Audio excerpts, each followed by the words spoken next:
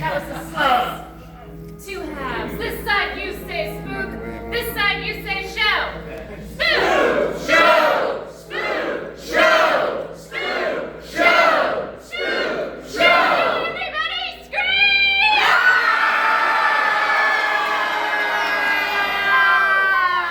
Do it again, do it again.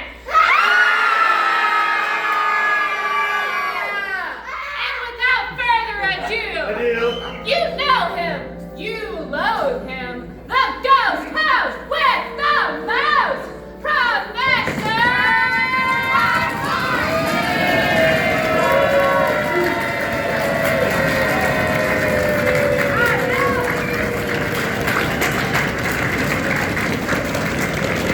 Is he here?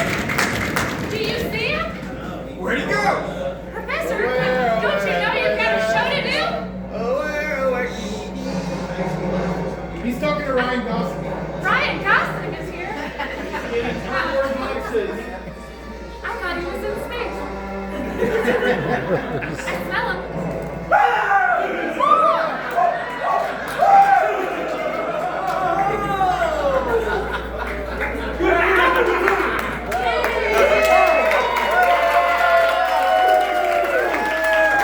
Oh, look out, it's dangerous. It's very dangerous in here. It's dangerous enough for people that are in shape, much less for everybody that comes to these conventions. Oh, good, what a time. What did you say about the scare conditioning, Guna? I said it was working so well. She lied. It's true. Well, as you have all come to know and love over the years of seeing the Silver Stream Spook Show, everyone here knows that we are the standard of excellence. Speaking of, Isn't every light on except for the black lights. Is that, oh, look at that. Not yet. Not yet. What? We're just testing to see if this thing works, and we didn't test when we set the show up 5 minutes ago. Woo-hoo! So, as you all know, I am a scientist. Science! Well, not yet. I need a light. Just give me one. Standard of excellence. There we go. Okay, can you guys see? Yeah. Another lie. It's good. No, this is spooky enough. Just leave that on the whole time. You hear that music? Thank you. Now I hear it too. I am going to prove to you that the spook show is the first form of entertainment known to man. You don't believe me? I do. I hear that little child back there. Balderdash. It's crying. That's good.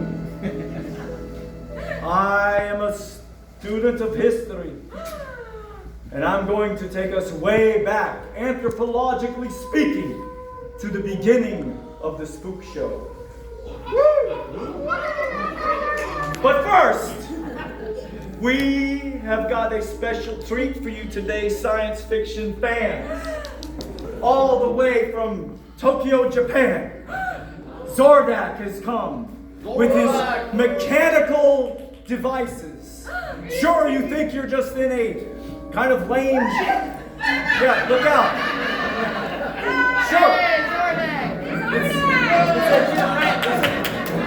Sure, on the surface. Hold on, this is important. Turn the music down. On the surface, this looks like a cheap hotel auditorium, does it not? Sort of feels like one too. It's because we went to the ultimate work to make it feel that way. But in fact, Zordak, what have you turned this into?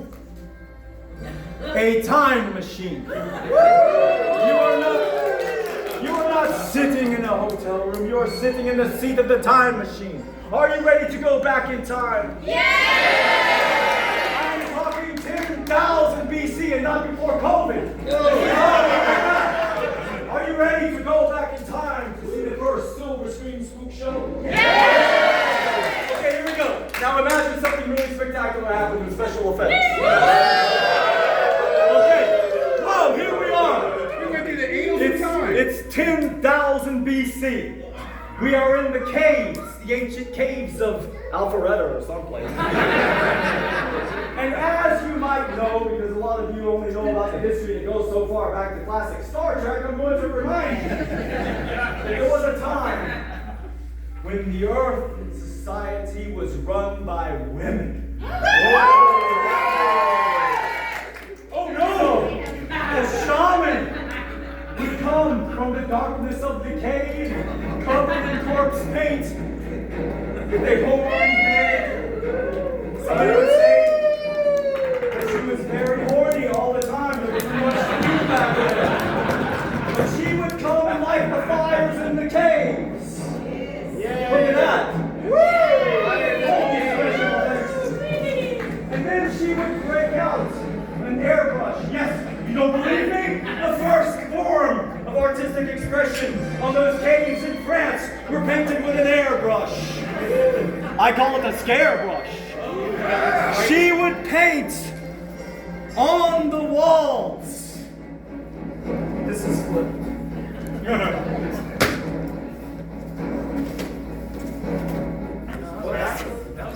Okay, never mind. You didn't see that. If you study the cave paintings, you understand they did them by taking stencils and spraying. Thanks a lot. Spraying dyes onto the walls of the cave, and the flickering lights would make the images appear to move. These paintings of man the hunter and the hunted would appear as if by magic. And because it was a spook show, they would kill. The children. These stories are not much different that we see today. These stories of man and woman in her beauty. Look at that. Okay, I'm going around and not the biggest Willendorf in here. So, I know it's hard to hold back. It's probably the first time I have these men have seen them. Okay, come on, I'm just looking at you all fiends here. The beauty of woman. Oh, look, and I think she's with child. And look at the man. He seems happy. It might be his baby. But because it's a spook show, we all know that they're all just beasts. You know what happens on the full moon? Yes, women become beasts. Men become beasts. I don't even know if that's supposed to be a balloon or a baby head. I don't care anymore. Pineapple. All throughout the history of the cave, the shaman in her grease paint, she would tell the stories to prove that there was a bright future ahead for mankind, because we all see the beauty of man and the beauty of his pets, the animals of earth. But of course, these stories she told were no different than the tales today of the wolf man. And what happens when the moon is full? We all turn into beasts! Thank you very much. That was all very true. Now's the time when you can go to the registration booth and ask for your money back. I'm sorry, but the doors are locked. You're going to see the final show. The final thing we have to talk about. Sure, we started in the caves, right? But we moved on to literature. That's what this show is about, actually. I figured that in a room full of literate minds, thinkers, you would want to know where mankind took literature and the writing of books. He started to tell stories much more involved than simple wolfman, deer people stories, menstruation tales, you know, the usual cave gossip. He would tell stories, and this is when the lights should come on. Whoa, look at that! Production value. They started to write books. Well, they started out as scrolls, probably. They wrote the first great epic story. Perhaps you've heard of it. It's called the Odyssey. Now hold on a minute. We're going to keep it safe for children. There is a lot of Homer eroticism in it. Yeah, I was proud of that one. So, he would tell the tale of the Odyssey, which has been turned into a movie now. I don't know how you guys feel about that. I don't know how they portrayed the Cyclops, one of the greatest characters in the Nobody! What is that? Nobody! Good googly oogly moo! It's the Cyclops! Right. Homer is a terrible reporter. Fake news from top to bottom. Let me tell you one more thing. It's hard enough getting through this life with one giant eye. Much less having Homer slander you in print. Now, let me tell you how it really happened. What really went on is a rascally bunch of kids decided to put on a show. And they found a goat in an empty lot. And they sewed a bunch of curtains together out of bed sheets. And they said, you know what, let's do Shakespeare. Wait, we weren't getting to Shakespeare for a while. We're still in the I was talking about Little Rascals. Oh! Okay, this is a time machine. We can do whatever we want, right? Okay. So the Little Rascals. Yeah, but the thing is there was this beautiful lady. And her name was Darla. But there was this one where she had all these snakes coming out of her head. And all I ever thought to myself was, if I ever meet a lady that's got a head full of snakes, I'm going to make her like my first, second, and third wife. I think that's a cue. You, Cyclops? Oh! What is this? Is this Medusa. Wait a minute. Let me rub my one eye to make sure. What? It's me. The only man that can gaze upon my face. That's right, because I don't see her in stereo. Ladies, I'm taken. You want to know my real name? Tell me if it's not too lewd. It's Polyphemus, but you can just call me Paul. Well, I should call you many names, but most I will not say aloud. Please, let's sail off into the sunset. You know, Mortain, this has been fun and all, but I'm gonna go get rock hard.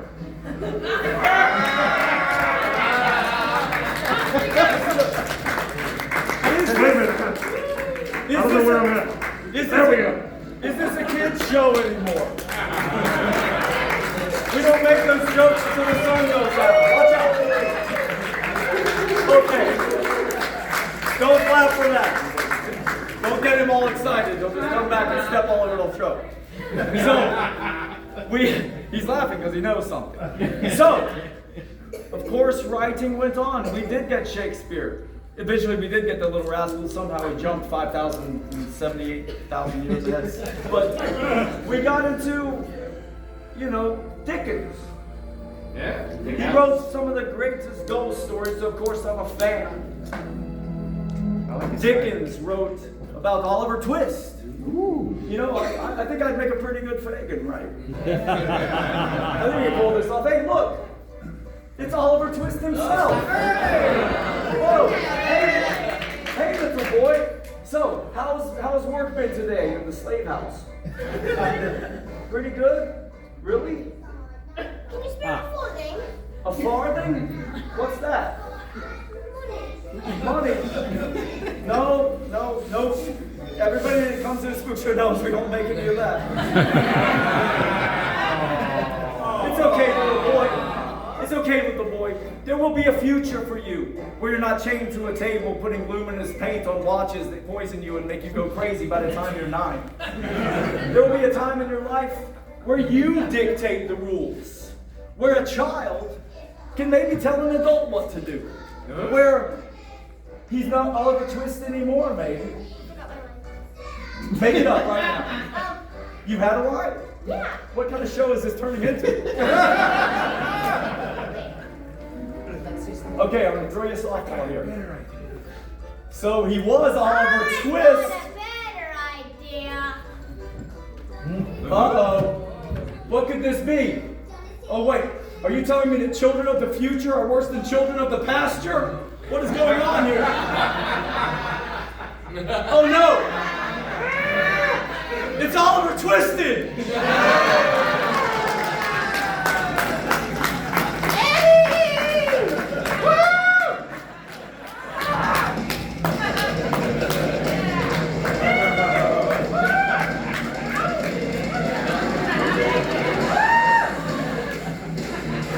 This is cute though, but I've had enough. Okay. Big round of applause. Hey. Well, don't clap too much. He's already got a big head. But he came up with that whole scene himself. I was pretty proud of you, Nico.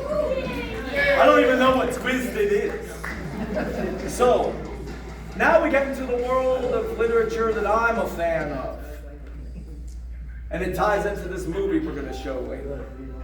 Edgar Allan Poe, the greatest writer of supernatural stories. He was quite obsessed with the supernatural. And lucky you, so am I. So I brought something special today. The most evil thing in the world. A Ouija board. Do you believe they market this to children? Bless their souls. So, not only did this time machine land here in the year 2026, but it happened to land at that haunted hotel over the graves of all the Civil War dead. I'm calling out to them now. Edgar Allan Poe's time. I can hear, do you hear them? What's that sound? Oh, I'm not moving this. What is that? Wait, I'm asking the netherworld, are ghosts real? Yes. Whoa! It must be true. The Ouija board said it. So, are you guys ready to see what happens when we all start to believe in ghosts? I want you all to close your eyes and start to chant, I believe in ghosts. I believe in ghosts. I believe in ghosts. I believe in ghosts. I believe in ghosts. Hey, that's pretty good. Louder! I believe in ghosts. I believe in ghosts. I believe in ghosts. Ghosts are real!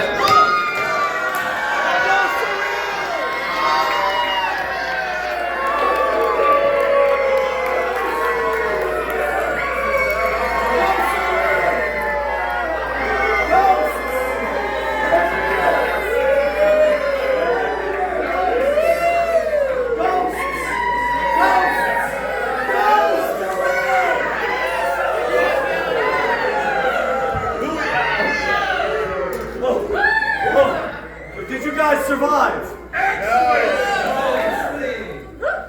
Well, that's too bad. Maybe we can try something else. As you know, Edgar Allan Poe was not just obsessed with ghosts. He was obsessed with torture. Oh wait, how'd that get in there? Another ghost. They're everywhere. Watch out, that thing's covered in ectoplasm. I don't mean the ghost, I mean your date. Nobody knows what ectoplasm is or where it comes from, and you don't want to find out, trust me. So, Don't look at it under a Let's get this box on stage. You know, it's a good thing. What's in the box? It's okay. Kevin Spacey's not allowed at this convention.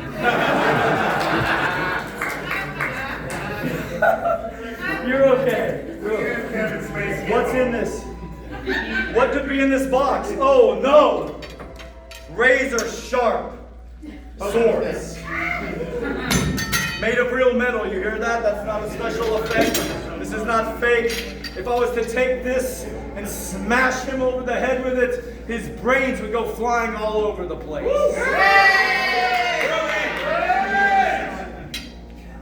You really are sick people. We're at MONSTERAMA, not Days of the Dead, you nincompoops. Show some respect. MONSTERAMA is about Lon Chaney Sr., Bela Lugosi, Boris Karloff. We've got no time for Frederica Krueger's sexy Halloween costumes. Actually, that sounds like a great idea. Okay. So, I have a great idea. Is there a woman in this audience? No. You're hired! Is there a woman in the audience strong enough to get into this box to perform this trick? Oh wait, what's that? A woman! Woo! Are you sure you want to do this? I've never met you before. You've never met me before, but you're just going to step right into this box and get perforated by 24 swords. Sure. It's that kind of party, people. Okay, so let's see what happens when. Can you fit in there? I mean, this box is very small. Oh, that wasn't I wasn't going there. Jeez, what's wrong with you people? Okay, the clothes are up. Smash! As you can see, this lock is very strong. Nothing can get out of that. Okay, how can we make this go fast? Because this is a very boring part of the show. So we're going to start perforating her with these swords. Oh wait, I should have been careful with that. There's something going. Oh, it's going right through her.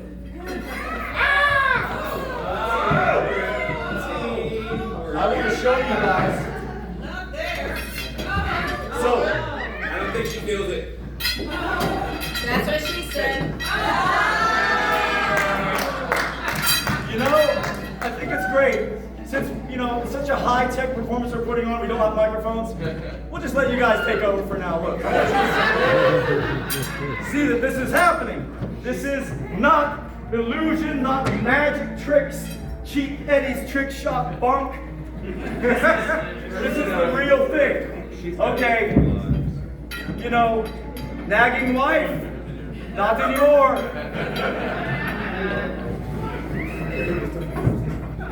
I hear some screaming. God, it's very hard to perforate a skull. Oh, you hear her? Do you hear that? Somebody's screaming in there. Oh, look. The telltale heart. Edgar Allan Poe would have loved this part of the show. Good googly oogly move. Only if it was his cousin. What's going on? This is very impressive, is it not? Yeah! The swords just keep coming. Do I trust a half man, half gorilla with a sword? Heck yes, I do.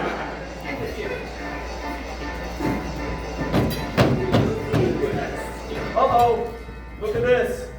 There's a joke I can make here, but there are children here. I'll stay away from that one.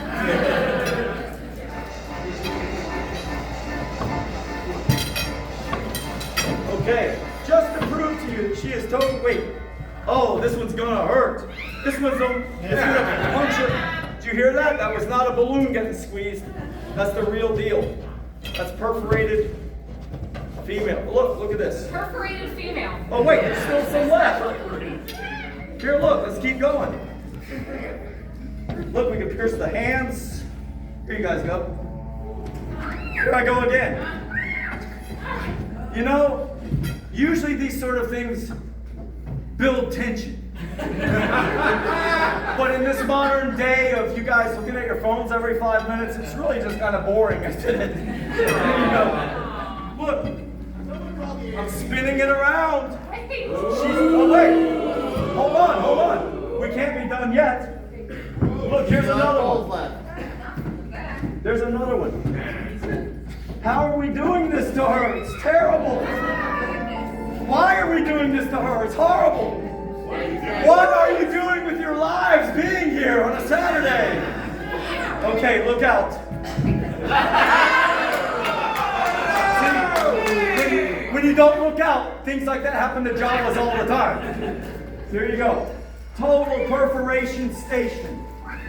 Are you guys ready to see what happens to a woman after she has been totally stabbed, maimed, cruelly beaten, destroyed? Are you ready? Yeah. Let's hear it. She's not making a sound. I'm worried.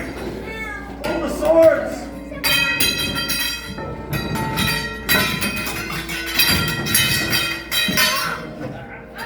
Oh, she's still screaming. Here we go. Are you ready? Yeah.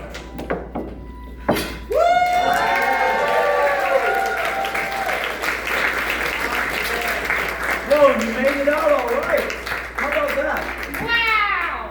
And you were just, I see you're dressed for the rave. There's a rave tonight, right? Yes. The monster prom? Yeah. Yeah. Yeah. Oh, what's that? Hold on there a minute, boy. Oh. Sorry, I got my wings clipped just now. That was a great clip. Hey, hold on. Hold on a minute, boy. I call foul. Now. Call foul. I call foul. Sorry, I can't see. That was good. You gotta hit it again. Okay. Sorry about that. As I was saying, I call foul. Now, I'm going to go out on a limb here, and I'm going to say that I bet you don't have a license to practice the sword boxing in the state of Georgia. Dude. Oh, actually, I didn't know you needed a license to do anything in the state of Georgia.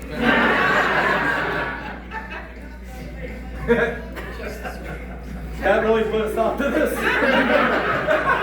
Ignore him, he's just waving. Now, Raven, excuse me? Did you say Raven is a slur?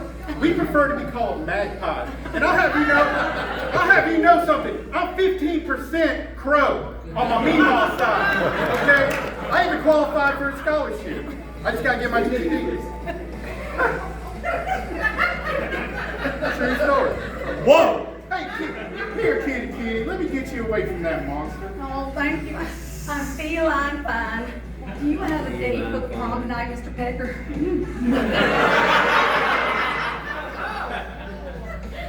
I do now.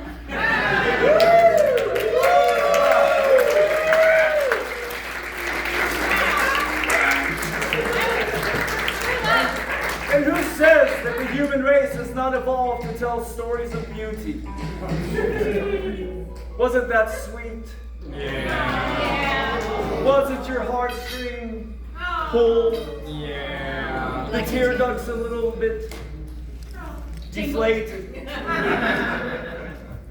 Good, because now is time for the pit and the pendulum. I'm going to introduce to you the most terrifying of Corman's Poe films. These films have had extreme influence on certain members of this audience and certain denizens of the world. What is this? What is this coming? Is this the Mask of the Red Death? Whoa, what has happened? Who could this be crawling out of the depths of time? Do you know where you are, Bartolome? Professor Morte. I'll tell you where you are, Bartolome. You are about to enter hell. The Netherworld. The infernal region.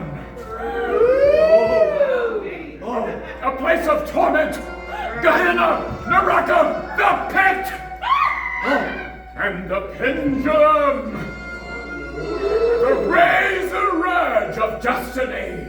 Thus, the condition of man, bound on an island from which he can never nor hope to escape, surrounded by the waiting pit of hell, which must destroy him finally. Sing. How about that? So, Sam Irvin has a very special history with this movie, The Pit and the Pendulum. It excited his young brain to the point that it twisted it and made it to the wonderful thing it is today, where he has gone on to create feature films that are influenced by this one you're about to see. Sam, could you tell us a little bit about this movie? I'm going to give the floor to you and let him talk about his favorite movie he's ever seen. Okay. So, at the age of 5, I went to my father's theater in Asheville, North Carolina, the Plaza. And my sisters were babysitting me, and they took me to see a film called The Pit and the Pendulum. And it scared the bejesus out of me. And all I wanted was more. And when I was in junior high school, my teacher said, "We have to learn a monologue." And she said, "Shakespeare." And I said, "I'm allergic to iambic pentameter." "Could I please do Edgar Allan Poe?" And she said, "Yes, you may, Mr. Irvin. You're always doing horror." And so I went home, where I had recorded The Pit and the Pendulum on a reel-to-reel tape recorder with a little microphone in the 60s, long before video, and I transcribed Vincent Price's monologue from The Pit and the Pendulum, which is what I just recited to you. And I got an A. Little did she know that it was written by Richard Matheson. But I didn't tell her that. When I was 14, I got my mother at gunpoint to drive me to a city called Atlanta, Georgia.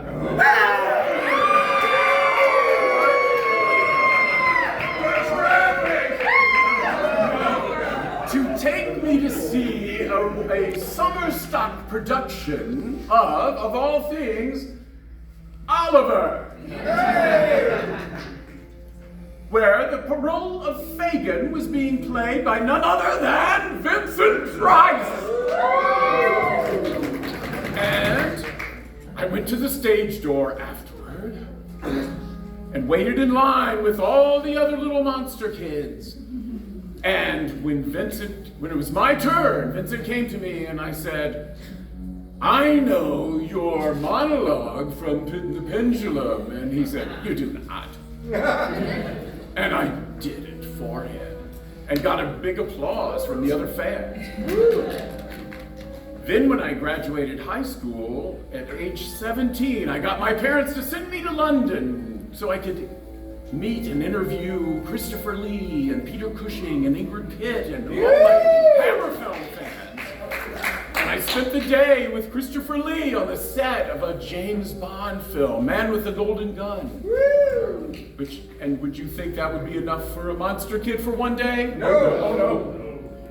I was going to go see a production of Pygmalion on the West End, starring Diana Rigg, who had played Vincent Price's daughter in Theater of Blood.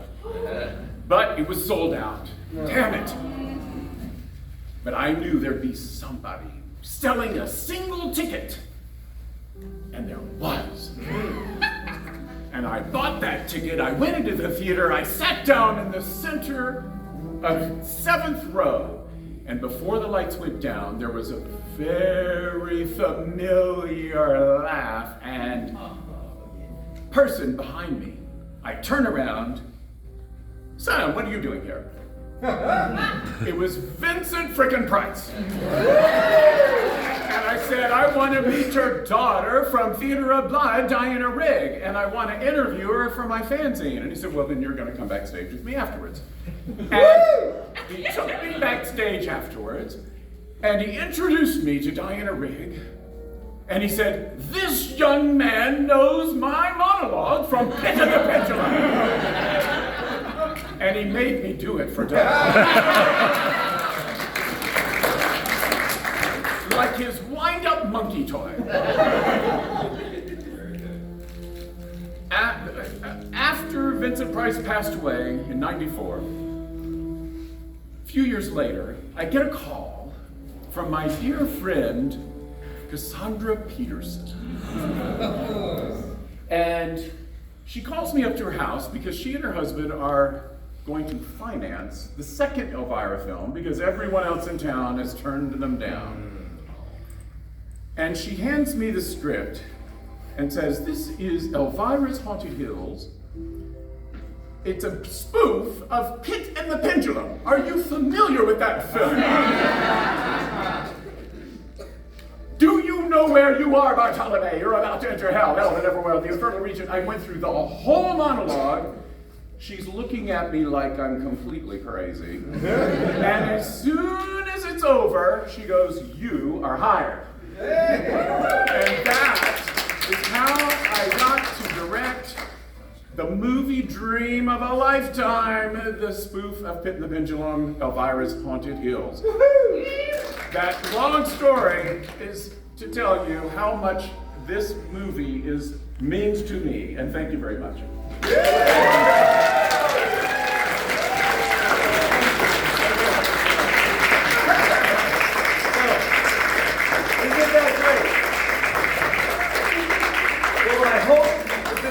Inspires you.